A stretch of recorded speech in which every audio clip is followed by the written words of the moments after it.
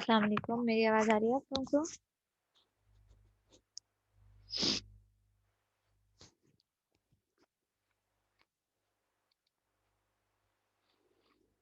Okay, let's wait for others. फिर हम 5 minute wait करते हैं, फिर हम स्टार्ट करते हैं, ठीक है? जब तक आप लोग एलएमएस से लैब मैनुअल डाउनलोड कर लीजिए, ठीक है? मैंने वहाँ अपलोड कर दिया है।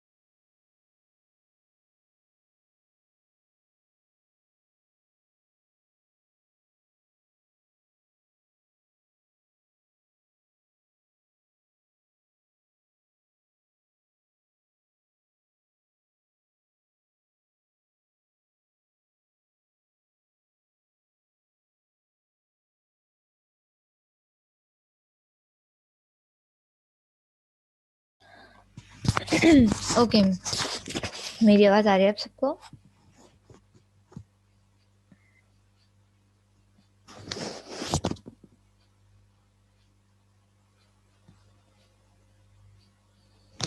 ओके, अस्सलाम वालेकुम वंस अगेन। और इस सेमेस्टर फिर से हमारा पाला पड़ गया। Fortunately unfortunately I don't know, but let's see कि ये सेमेस्टर अब कितना खुशगवार या नागवार गुजरता है आप लोगों के लिए। खैर, द कोर्सेज, आज आप लोगों की पहली लैब है इंस्ट्रूमेंटेशन एंड मेजरमेंट्स की, ठीक है, जिसको हम आईएम भी कहते हैं, सही है। और आज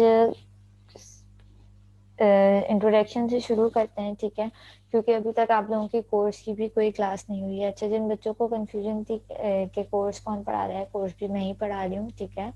तो ज़ाहिर है कोर्स की आप लोगों की जो पहली क्लास है वो वेंसडे को स्केड्यूल है। तो ज़ाहिर है उसको हम उसी हिसाब से शुरू करेंगे। आज हम लैब के ही हवाले से सिर्फ इंट्रोडक्शन देखेंगे।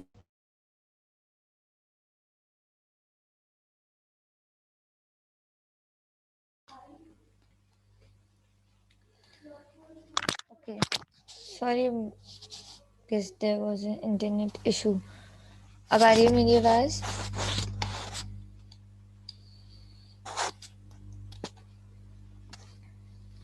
ओके, रूल्स वही हैं, ठीक है, जो हम लास्ट टाइम फॉलो कर रहे थे। सेशन स्टार्ट होगा, आप जब ज्वाइन करेंगे तो आप टेक्स्ट बॉक्स में अपनी नेम और अटेंडेंस मार्क करेंगे, नेम और आईडी लिखेंगे, तो मैं आप उसके थ्रू आपकी अटेंडेंस मार्क करूँगी, ठीक है। सेशन रिकॉर्डेड है, जाहिर सी बात है, ठीक है, तो मैं उसके बाद क्लास के बाद शेयर भी कर दूँगी, सही है। If in case any query या आपको कोई भी इशू है, इंटरनेट इशू है, लाइट नहीं है, या किसी भी वजह से अगर आप सेशन ज्वाइन नहीं कर पा रहे हैं, ठीक है, तो आप मुझे उसी दिन इन्फॉर्म करेंगे, ठीक है। जैसे आज की क्लास आपकी मिस हुई है, तो आप मुझे उसका रीज़न देके कि मिस ये इशू हो गया था, तो क्लास नहीं दी, आप मुझे उसी वक्त इन्फॉर्म करेंगे, ठीक है। और उसके बाद जब आप रिकॉर्डेड सेशन देख लेंगे तभी मैं आपकी अटेंडेंस मार्क करूँगी, ठीक है। अच्छा, दूसरी बात ये कि रिकॉर्डेड सेशंस में इस दफ़ा जो है वो यूट्यूब पे अपलोड करूँगी, ठीक है, क्योंकि ड्राइव फुल हो जाती है, मेरे पास उस पर जगह नहीं होती, सही है। तो हम यूट्यूब के थ्रू रिकॉर्डेड सेशंस को अपलोड करेंगे, सही है।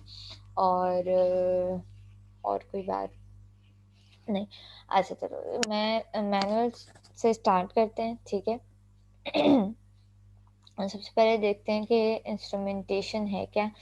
अच्छा, ये मैनुअल मैंने जो है वो आप लोगों के उस पर एलएमएस पे शेयर कर दिया है। ये पूरा सारी लैब्स का मैनुअल है, 13 लैब्स हैं इसमें, सारी लैब्स का मैनुअल है, तो आप इसको एक ही बार अपने पास रख लो, ठीक है।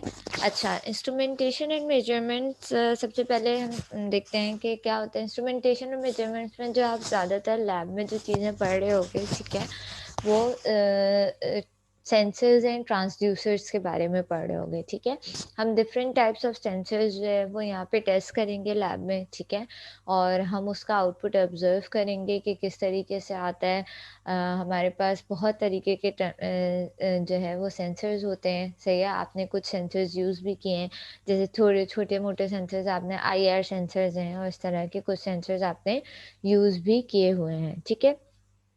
उसके अलावा जो है हम जो नॉर्मली सेंसर्स यहाँ पे टेस्ट कर रहे होंगे, उसमें से टेम्परेचर सेंसर्स हैं बहुत सारे, ठीक है।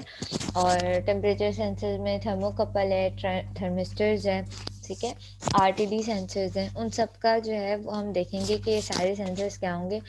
ऑब्वियसली आप थ्योरी में भी वो चीज़ें पढ़ रहे होगे, और फिर लैब में भी उसको प्रैक्टिकली जो है वो टेस्ट कर रहे होगे कि हम किस तरीके से उसको जो है वो अप्लाई कर सकते हैं, ठीक है। उसके रिस्पॉन्स किस तरीके का होता है सेंसर्स का, ठीक।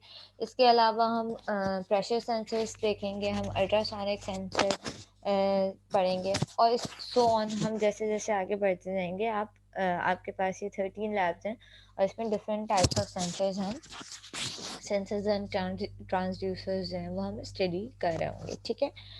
अच्छा, इनिशियली अभी जो आपकी आज की लैब है, ऑब्वियसली वो मैं सॉफ्टवेयर बेस करवा सकती थी, और मैं आप लोगों से ज़ाहिर है मुझे कोऑर्डिनेट भी करना था, इसलिए आज की लैब मुझे लेना ऑनलाइन लेना थी और इंशाल्लाह नेक्स्ट लैब भी हम ऑनलाइन कंडक्ट करेंगे। लेकिन इंस्ट्रूमेंटेशन की बहुत सारी लैब्स ऐसी हैं जो हम सॉफ्टवेयर बेस कंडक्ट नहीं कर सकते, ठीक है? उसमें हमारे पास हार्डवेयर रिस्पॉन्स ज़रूरी है। सॉफ्टवेयर्स पे ये सेंसर्स मौजूद नहीं हैं, हम उसको डेटा प्रोवाइड नहीं कर सकते। फॉर सपोज़ हमारे पास इसमें एक सेंसर है, स्मोक एंड इथेनॉल सेंसर्स, ठीक है? तो अब ज़ाहिर है मुझे स्मोक एंड इथेनॉल सेंसर्स का काम क्या होता है, स्मोक सेंसर क्या है, स्मोक जो है वो डिटेक्ट करता है, ठीक है? जब भी आपके पास एनवायरनमेंट में जो है वो स्मोक होगी वो उसे डिटेक्ट करेगा, ठीक है? तो ऑब्वियसली सॉफ्टवेयर पे जो है वो हम स्मोक कैसे जनरेट करवा सकते हैं, ठीक है? इसका कोई सिमुलेशन सॉफ्टवेयर मौजूद नहीं है जो आपको जिसके थ्रू करवाई दें, तो इसकी बहुत सारी लैब्स हैं जो हम हार्डवेयर पे ही करेंगे। अब उसका स्केड्यूलिंग किस तरीके से होगी, होपफुली यूनिवर्सिटी खुलने के भी चांसेस हैं, ठीक है? हम उसकी ज़ाहिर है वो आपकी मैनेजमेंट डिसाइड करेगी कि यूनिवर्सिटी कब से खुलेगी, और यूनिवर्सिटी खुलने के बाद जिस तरीके से हमने कुछ लैब्स जो हैं वो लीका की परफॉर्म की थी, इसी तरीके से हम इसकी भी कुछ लैब यूनिवर्सिटी में परफॉर्म करेंगे। ज़ाहिर है अब हमारे पास इतना कम टाइम नहीं है, पूरा सेमेस्टर है, तो हम हर वीक एक लैब भी इस तरीके से या 2 लैब भी परफॉर्म करेंगे फिज़िकली, तो इंशाल्लाह ताला ये कवर अप हो जाएगी, ठीक है? मीनवाइल जब तक हम फिज़िकल लैब स्टार्ट नहीं कर सकते, तो जितनी लैब्स मेरे पास सॉफ्टवेयर बेस्ड हैं, जो जितनी लैब्स आपको सॉफ्टवेयर बेस करवाई जा सकती हैं, उतनी लैब्स हम सॉफ्टवेयर बेस जो है वो करेंगे, ठीक है? अच्छा जी। अ लैब्स के हवाले से लैब का जो ब्रेकडाउन है, ठीक है? आपके कोर्स आउटलाइन में लैब आउटलाइन में वो ब्रेकडाउन लिखा हुआ है। आपका कुछ इसी तरह का वेटेज है, जैसे आपका मेरे ख़्याल से लीका का भी यही वेटेज था कि आपके लैब मैनुअल का जो है वो 30% वेटेज है। लैब एग्ज़ाम आपका 40% वेटेज है और लैब प्रोजेक्ट आपका 30% वेटेज है, ठीक है? प्रोजेक्ट के हवाले से ज़ाहिर है प्रोजेक्ट क्योंकि हम कुछ लैब फिज़िकल करेंगे और चांसेस यही हैं कि जब तक प्रोजेक्ट का वक़्त आएगा, अगर नेक्स्ट मंथ से यूनिवर्सिटी ओपन होने के चांसेस हैं, तो हम प्रोजेक्ट फिर हार्डवेयर बेस ही करेंगे, कोई सॉफ्टवेयर बेस्ड प्रोजेक्ट नहीं होगा, ठीक है? तो जब उसका टाइम आएगा तो हम देख लेंगे कि प्रोजेक्ट किस तरीके से करना है। लैब एग्ज़ाम भी आपका फिज़ि it's all depends on the situation, लेकिन ऑब्वियसली चांसेस यही हैं कि लैब एग्ज़ाम का भी आपका फिज़िकली हो, ठीक है? अच्छा, लैब मैनुअल्स, ये वाले लैब मैनुअल्स फ़िलहाल जब तक हम हार्डवेयर पे लैब्स नहीं कर रहे, आप सॉफ्ट कॉपी में अपने पास रखो, ठीक है? और इसके सारे लैब जो भी मैं सॉफ्टवेयर पे भी करवाते रहेंगे, आप इसको अपने पास सेव रखिए। जैसे ही यूनिवर्सिटी खुलेगी और हम फिज़िकल लैब स्टार्ट करेंगे, तो ये पूरा lab manual from lab number 1, मतलब ये जो पूरा मैंने शेयर किया है लैब मैनुअल, जिसमें लैब आउटलाइन भी मौजूद है और लैब मैनुअल्स भी मौजूद हैं, ये सारा आपको वैसे ही जैसे बुकलेट के फॉर्म में हम प्रिंट करवाते हैं, ये सारी लैब आपको प्रिंट करवा के ही सबमिट करवानी होंगी, ठीक है? लीका की लैब में आपको ये लिवरेज मिल गया था कि आपने एंड की लैब सबमिट करवा दी थी, शुरू वाली हमने सॉफ्टवेयर पे ही रखी थी, लेकिन आईएम में आपको पूरा मैनुअल ही प्रिंट करवाना पड़ेगा जब भी हम यूनिवर्सिटी रिजॉइन करेंगे, ठीक है? तो उसी हिसाब से फिर आपकी इस पे मार्किंग होगी, ठीक है? यहाँ तक कोई सवाल जवाब? uh, uh, let's see. So we don't have to submit, नहीं, you have to submit it online, जब तक हम ऑनलाइन लैब्स कर रहे हैं, ठीक है? तो आप उसे ऑनलाइन सबमिट करवाएंगे और जब यूनिवर्सिटी खुल जाएगी तो आप उसको प्रिंटेड फॉर्म सबमिट करवाएंगे, ठीक है?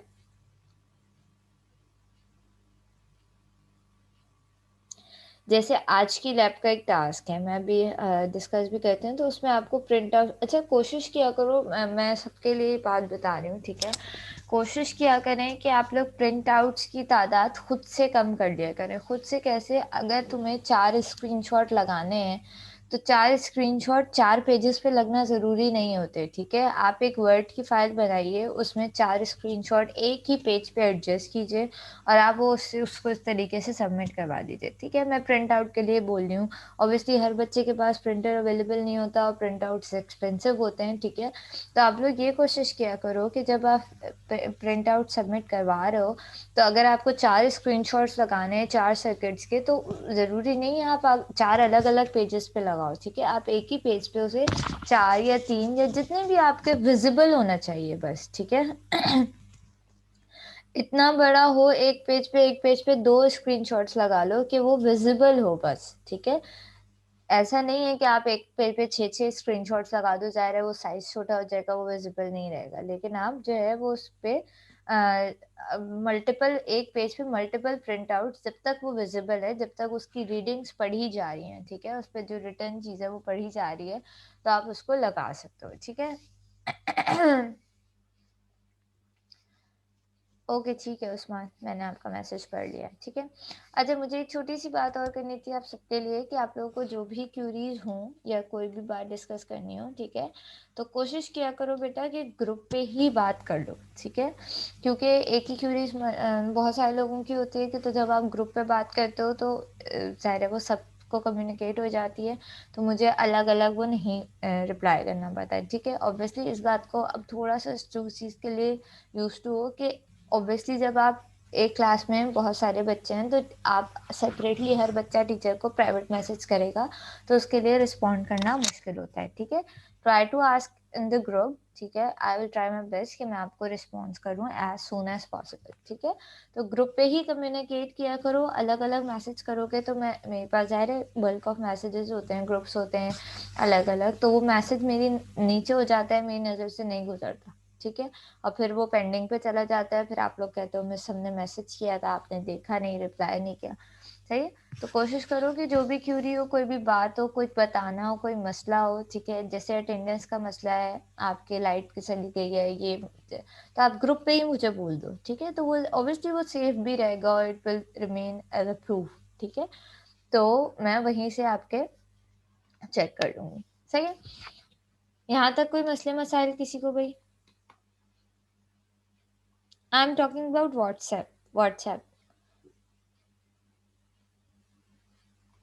ठीक है? ज़ूम पे तो खैर क्लास के दौरान ही कर रहे हो तो ज़ाहिर है मुझे वो दिख ही रहा है। I am talking about WhatsApp, ठीक है? अच्छा अ, अच्छा जी, फर्स्ट लैब से स्टार्ट करते हैं, ठीक है? फर्स्ट लैब, अच्छा इस लैब में जो आप सॉफ्टवेयर, हम एक नया सॉफ्टवेयर यूज़ करेंगे। आज की लैब तो खैर हम उस सॉफ्टवेयर पे नहीं करेंगे, लेकिन इस लैब में हम एक नया सॉफ्टवेयर यूज़ करेंगे दैट इज़ लैबव्यू, ठीक है? तो लैबव्यू जिन बच्चों के पास नहीं है वो अपने पास इंस्टॉल कर लो, जिनके पास है बहुत अच्छी बात है, जिनके पास नहीं है उनसे मैं सॉफ्टवेयर मेरे पास है, मैं उसका साइज़ देखती हूँ, फिर मैं वो आपसे शेयर कर लूँगी, ठीक है? ड्राइव वगैरह पे जहाँ जैसे भी पॉसिबल हुआ, वो मैं शेयर कर लूँगी।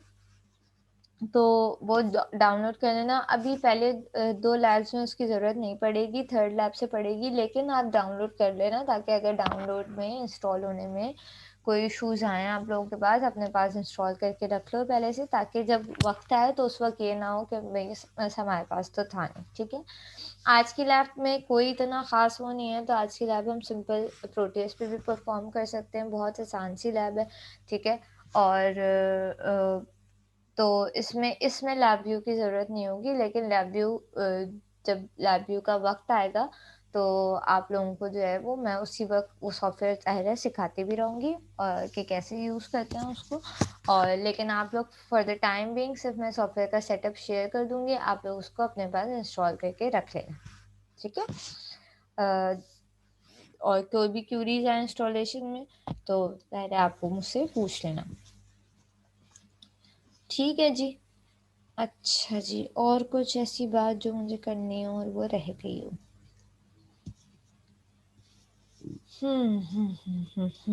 चलो let's start the lab. I think मैंने ये सारी चीज़ें कवर अप कर ली हैं, ठीक है। सीएलओस आपके इस लैब में 7 सीएलओस हैं, ठीक है।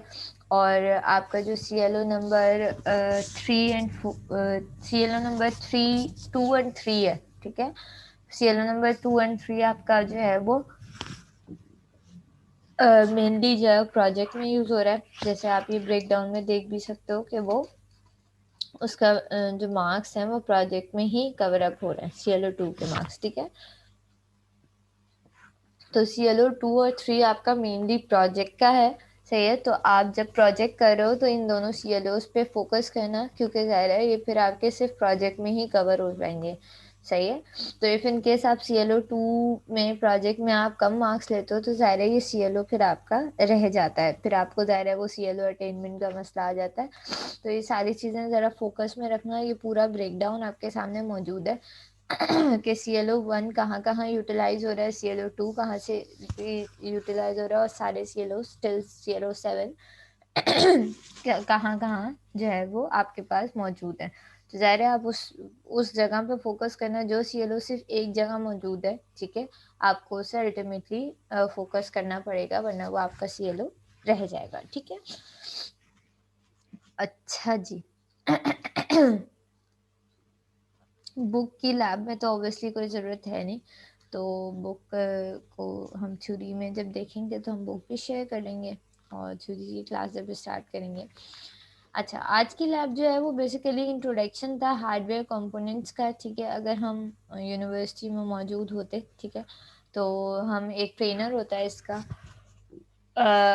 जिसका ये इंट्रोडक्शन था। अब ज़ाहिर है उस ट्रेनर की फुल पिक्चर कुछ ये रही पिक्चर, सही है। ये ट्रेनर आपके पास लैब में मौजूद है। जब हम लैब चलेंगे तो हम देखेंगे भी ये ट्रेनर, ठीक है, कि किस तरीके से है।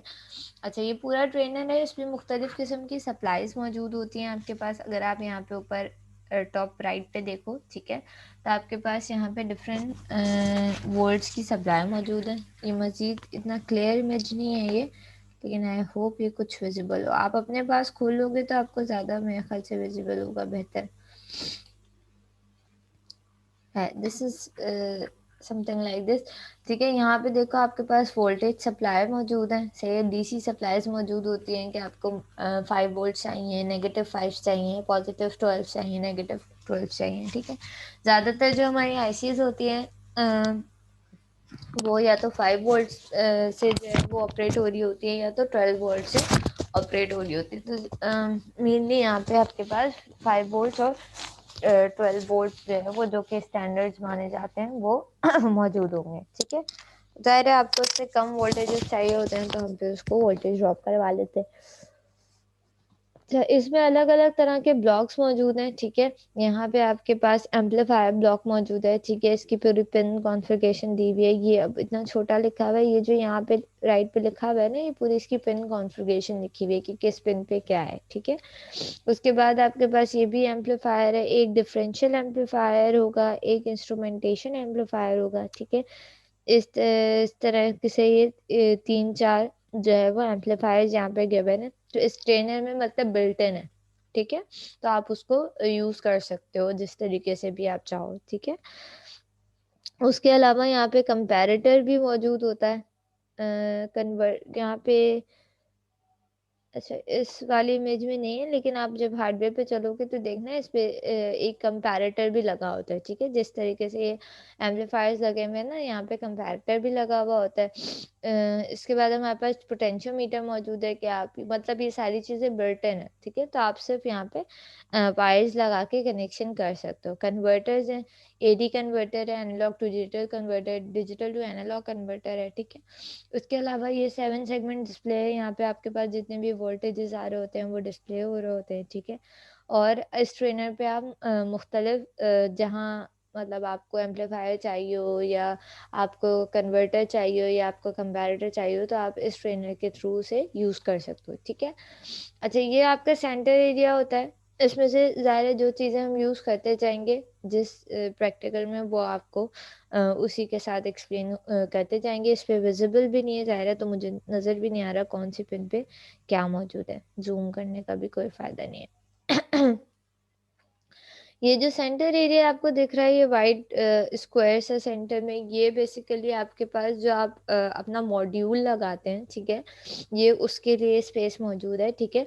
मॉड्यूल लगाते हैं का मकसद क्या है कि अब अगर मैं कोई फॉर सपोज़ मैं जो हूँ वो स्मोक सेंसर की लैब परफ़ॉर्म कर रही हूँ, ठीक है?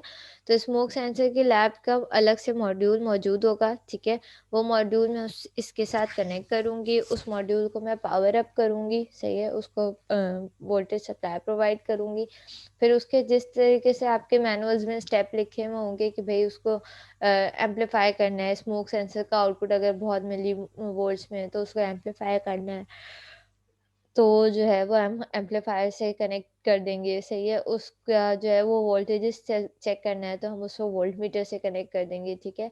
उसमें जिस तरीके से भी कनेक्शन करना होंगे हम यहाँ पे उस मॉड्यूल को फिक्स करेंगे, वो बने-बनाए मॉड्यूल्स होते हैं, ठीक है? आपको एक सेल्फ सर्किट बनाना नहीं होता। सही सर्किट बनाना नहीं होता का क्या मकसद कि जिस तरह से आप लीका में क्या करते थे आप एक आईसीज़ लेते थे, उसकी पिन कॉन्फ़िगरेशन देखते थे, फिर उसके साथ रेज़िस्टर्स, कैपेसिटर्स जो भी लगाना होता था आप उसको कनेक्ट करते थे। यहाँ पे ऐसा नहीं है, ठीक है? यहाँ पे आपके पास बने-बनाए मॉड्यूल्स मौजूद हैं, ठीक है? क्योंकि ज़ाहिर है वो सेंसर्स जो हैं वो सेंसिटिव होते हैं बहुत ज़्यादा, ठीक है? आपको बने-बनाए मॉड्यूल्स मौजूद हैं। हम उसका सर्किट देखेंगे कि भई ये किस तरीके से ये मॉड्यूल काम कर रहा है, ठीक है? उसका फिर आपको जो भी उसके कनेक्शन होंगे इनपुट आउटपुट कनेक्शंस ठीक है या उसका आउटपुट आपको एम्पलीफाई करना है एम्पलीफायर की ज़रूरत है या कंपैरेटर की ज़रूरत है जो भी होगा वो आप इस पैनल के ज़रिए उससे कनेक्ट करोगे और आप उसका रिस्पेक्टिव आउटपुट ऑब्जर्व करोगे ठीक है तो मॉड्यूल्स अलग अलग तरह के हर सेंसर का अलग मॉड्यूल है ठीक है बिल्ट इन मॉड्यूल है कुछ लैब्स ऐसी हैं जो इसके बगैर भी होंगी जैसे आपके पास थर्मिस्टर्स होते हैं ठीक है या आपके पास आरटीडी सेंसर्स होते हैं वो हम इसमें ज़ाहिर है हमें उसे हीट प्रोवाइड करनी पड़ती है ठीक है तो हम उसके लिए इंक्यूबेटर्स यूज़ करते हैं ठीक है आपके पास थर्मिस्टर है तो thermistor sorry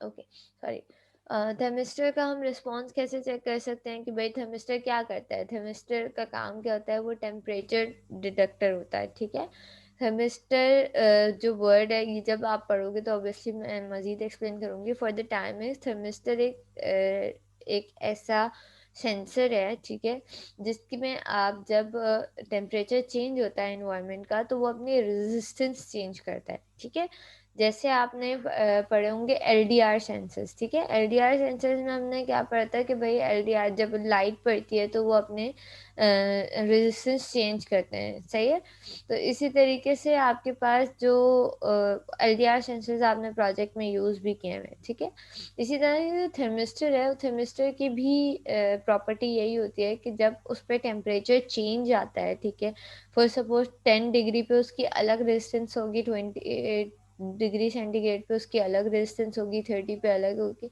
and so on इस तरीके से अलग अलग रेजिस्टेंसेस चेंज इन रेजिस्टेंस जाएगा ठीक है अच्छा दो तरह के थर्मिस्टर्स होते हैं कुछ होते हैं जिससे रेजिस्टेंस बढ़ती है वो कहते हैं पीटीसी कहते हैं हम उसे और कुछ से रेजिस्टेंस कम होती है हीट मतलब कुछ का डायरेक्ट रिलेशन होता है टेम्परेचर से रेजिस्टेंस का और कुछ का इन्वर्स रिलेशन होता है ठीक है तो वो डिपेंड्स ऑन द कंडीशन खैर केमिस्ट्री की बात कहाँ से आई थी बताने ही चाही थी कि कुछ लैब्स ऐसी होंगी जिसमें हम ये जो है वो मॉड्यूल नहीं भी यूज़ करेंगे और कुछ लैब ऐसी होंगी जिसमें आप यूज़ कर रहे होंगे ठीक है अच्छा आज के लैब मीटिंग का टाइम 10 मिनट्स रह गया है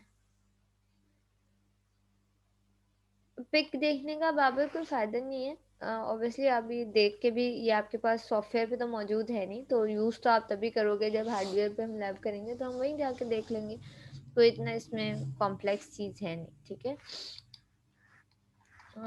अच्छा जी ये सारी चीज़ें लिखी हुई भी हैं खैर इसमें कि पिन नंबर 1 पे क्या है ये लेबल हुआ हुआ है ना जिस तरीके से 1 2 3 4 ठीक है तो ये लिखा हुआ भी है कि 1 क्या है स्टेटस डिस्प्ले 2 क्या है एलईडी इंडिकेटर 3 क्या है मॉड रेंज ये सारे इस पे डिस्क्रिप्शन लिखी हुई भी है ठीक है इन ज़्यादा इतनी डिटेल्स में फ़िलहाल जाने की ज़रूरत नहीं है याद तो होगा नहीं है इस तरीके से है अच्छा जी अगर हम यूनिवर्सिटी में होते तो हम ज़्यादा इसकी टेस्टिंग करते पूरी इस ट्रेनर की जो हमने ऊपर देखा ठीक है इस पे हम कनेक्शंस करके देखते कि किस तरीके से कनेक्टर्स होते हैं ठीक है हम किस तरीके से इसको ऑपरेट करते हैं से फॉर द टाइम बिंग क्योंकि हमारे पास वो मौजूद नहीं है।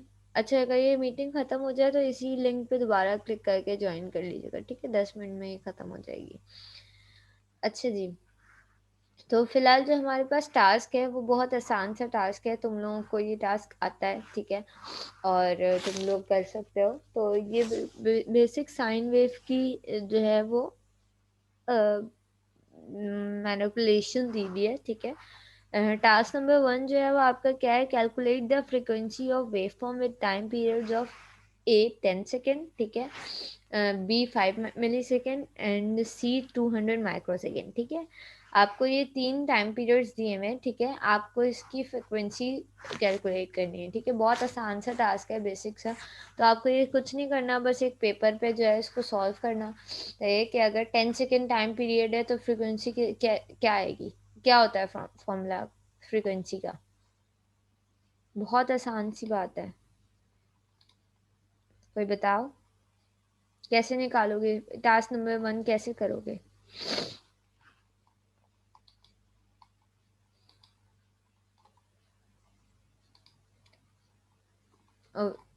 Obviously this is equal, F is equal to 1/t, ठीक है? तो आप जो है वो अ, हाँ, सही। आप उसको फॉर्मूला यूज़ करते हुए आप सबकी फ्रीक्वेंसीज निकालोगे, ठीक है?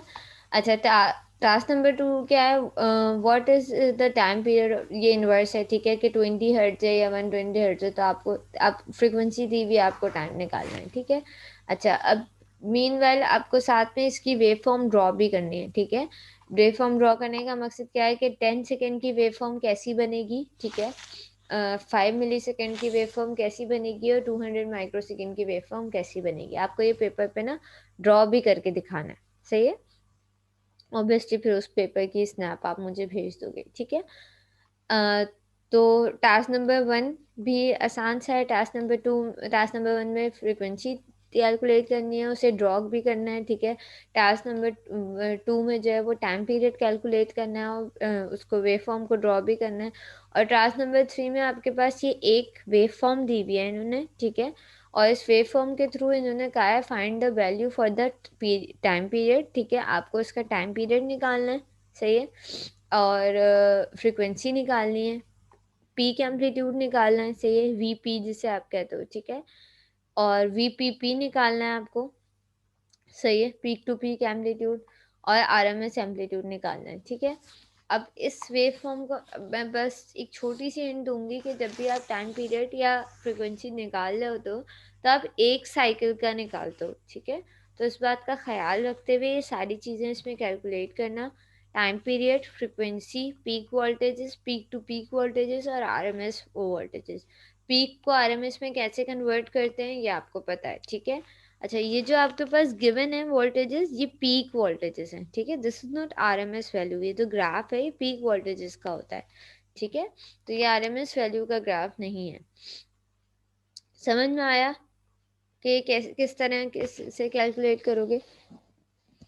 कोई इसके रिलेटेड टास्क 3 से रिलेटेड कोई सवाल है?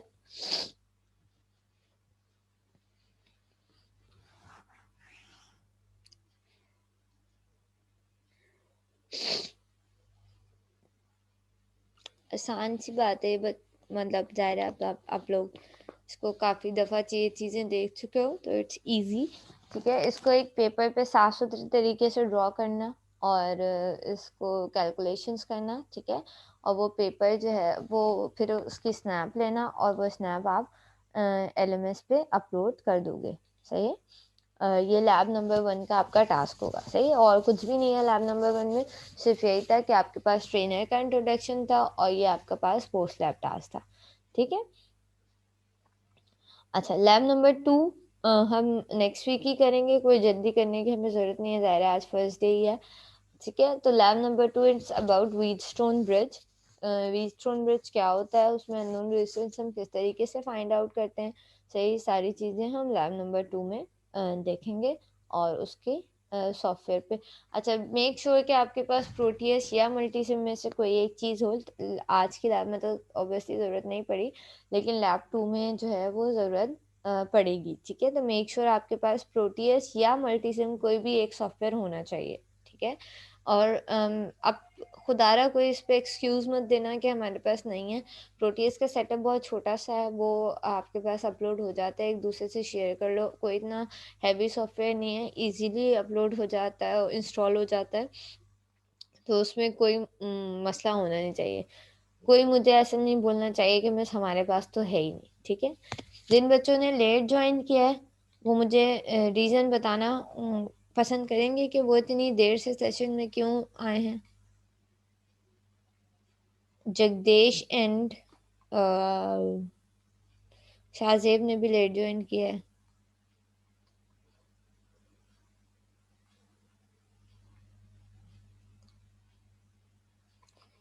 I am talking to Jagdish and Shahzeb.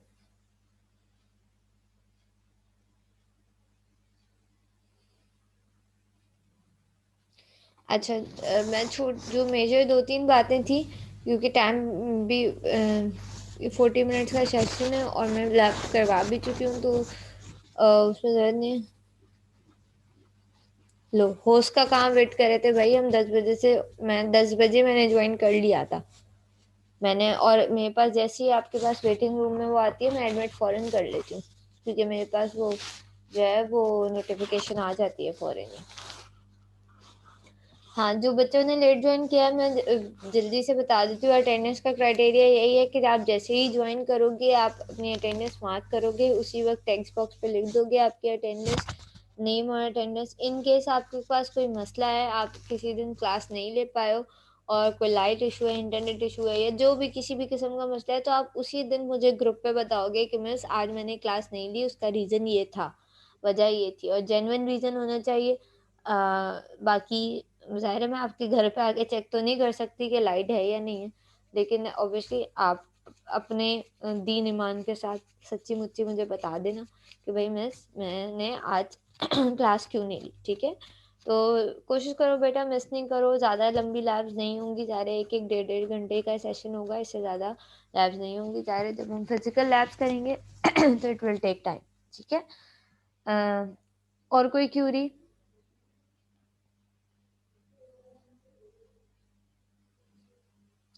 मैं रिकॉर्डिंग अपलोड कर दूँगी यूट्यूब पे और लिंक ग्रुप पे शेयर कर दूँगी, ठीक है?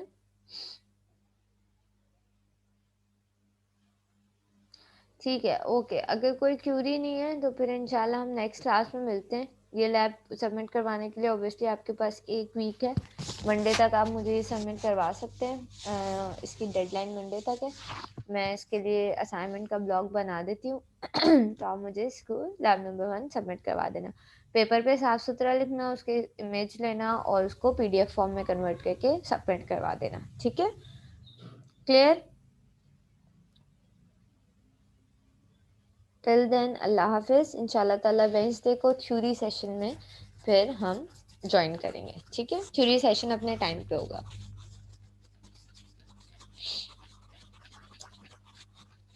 अल्लाह हाफ़िज़।